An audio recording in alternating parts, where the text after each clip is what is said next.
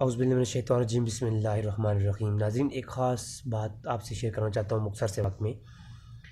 آج کل آپ نے دیکھا ہوگا کہ ایک خبر پھیلی ہوئی ہے کہ کرونا وائرس ختم ہونے والا ہے، اور سورہ ستارہ جو ہے وہ اب رمضان کے آخری عشرے میں ظاہر ہوگا۔ اس کا خبر کی کتنی حقیقت ہے اور اس کا کتنا حقیقت کے ساتھ تعلق ہے، اس خبر کا حقیقت کے ساتھ کیا تعلق ہے؟ پہلی بات تو یہ ہے کہ میں یہ حدیثوں پر بات کرنے سے پہلے کچھ باتیں کرنا چاہوں گا۔ ایک طبقہ ہے جو یہ علم النجوم پر کتابیں لکھی گئی ہیں، ایک فن ہے، ایک علم ہے، الگ کیٹیگری ہے۔ ہر فن کے الگ الگ لوگ گزرے ہیں اس دنیا میں۔ تو یہ جو علم النجوم ہے، ستاروں کے حالات اور یہ سٹارز کے بارے میں جو یہ اگلے کے حالات لوگ بتاتے ہیں، نجومی جو بیٹھے ہوتے ہیں، اور کسی کا مستقبل بتا رہے ہیں، کسی کا ماضی بتا رہے ہیں، وہ ڈیٹ آف برتھ سے۔ خیر، اس علم کی حقیقت ضرور ہے۔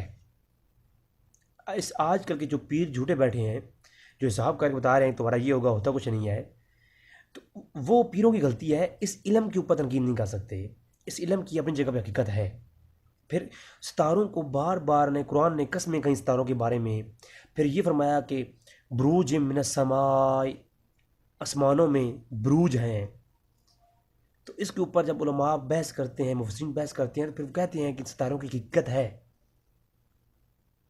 تو قرآن میں تو جواب بجا ستاروں کی قسمیں کھائیں گئی کے بارے میں باتیں ہوئی ہیں، اس کے بارے میں تفصیل آئی ہے۔ خیر، اس علم سے تو اللہ ہی جانتا ہے بہتر۔ اب سورہ ستارہ کیا ہے، اور وہ جب آئے گا اور زمین سے وبائیں اٹھ جائے گی، اس کے بارے میں کیا حدیث میں کوئی ہے؟ تو بالکل ہے جناب۔ ایک طرف وہ حدیثیں جن سے لے کر کے لوگ یہ علم النجوم کے اوپر تان کرتے ہیں، اور دوسری طرف یہ حدیثیں موجود ہیں جن کو لوگ دیکھتے نہیں ہیں۔ سب سے پہلے مسند ابی حنیفہ اور امام ابو نعیم نے بھی اس کو روایت کیا، اور امام اعظم حنیفہ اس کو روایت کرتے ہیں حضرت ابو ہریرہ سے کہ ہم نے رسول صلی اللہ علیہ وسلم سے سنا ہے کہ جب طلوع ہوتا ہے جو ہے نجوم سریہ، وہ سریہ ستارہ جب اس کا وہ طلوع ہوتا ہے، تو پھر کیا ہوتا ہے کہ کل زمین سے ساری وبائیں اٹھا لی جاتی ہیں۔ یہ حدیث مسند ابو حنیفہ کے اندر موجود ہے۔ اچھا، اگر کہے جی ہم بعض لوگ امام اعظم حنیفہ کے تو محدث مانتے نہیں ہیں، تو لہٰذا ایک دو اور حوالہ دے دیتا ہوں۔ یہ ہے میرے پاس جناب مسند احمد بن حنبل، امام احمد بن حنبل کی جلد نمبر 2 اور حدیث کا نمبر ہے 8476۔ شعیب ارناؤت جو کہ غیر مقلدین کا بہت بڑا محقق ہے، اس نے تخریج کرتے ہوئے کہا کہ حاذا حدیث حسن صحیح، یہ حدیث حسن صحیح ہے۔ اور کہتے ہیں کہ ابو ہریرہ کی جو امام احمد بن حنبل نے جو ابو ہریرہ سے روایت کا باب قائم کیا ہے، مسند ابو ہریرہ سے، تو اس کے اندر یہ حدیث موجود ہے۔ ابو ہریرہ فرماتے ہیں ہم نے رسول اللہ سے سنا ہے، حضور نے فرمایا جب سورہ ستارہ صبح کے وقت زمین کے والوں کی طرف طلوع ہوتا ہے تو زمین سے ساری وبائیں اٹھا لی جاتی ہیں۔ اب یا تو اس حدیث کا انکار کرنا پڑے گا۔ اگر حدیث کو مانتے ہیں اور حسن صحیح بھی ہے، تو معلوم ہونا چاہیے کہ جس وقت یہ سورہ ستارہ آ جائے تو پھر کیا ہوتا ہے، پھر جو ہے اس کے جو ہے آنے کی وجہ سے زمین سے بیماریاں اٹھا لی جاتی ہیں۔ تو معلوم یہ ہوا کہ اس سورہ ستارہ کی بھی کوئی حقیقت تو ہے۔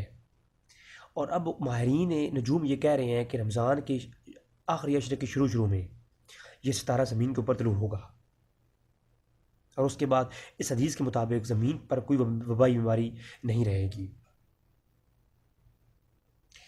اصل میں علم نجوم کے اوپر جو تان کیا جاتا ہے، تھوڑی سی بات اضافی کرنا چاہوں گا۔ یاد رکھیں اصلاً کوئی چیز حرام نہیں ہے۔ کسی چیز کی حرام ہونے کی اس کے اندر کوئی نہ کوئی ایسی علت پائی جاتی ہے جو کہ شرعی اعتبار سے اسے حرام قرار دیا گیا ہے۔ جب تک وہ علت موجود ہے وہ حرام ہے، جب علت لوٹ جائے گی تو وہ چیز اس کی حرمت کا حکم بھی اٹھ جائے گا۔ مثلا ایک گلاس ہے، اس گلاس کے اندر ایک قطرہ شراب کا گیا۔ اب گلاس کے اندر جو پہلے پانی تھا وہ بالکل مباح تھا، جائز تھا پینا، اس کے اندر کوئی حرمت نہیں تھی، لیکن جب ایک قطرہ پانی کا اس گلاس کے اندر گیا تو اب یہاں پر یہ علت واضح ہوئی کہ اس کے اندر شراب جا چکا ہے، وہ پانی اب حرام ہو گیا شراب کی علت ہونے کی وجہ سے۔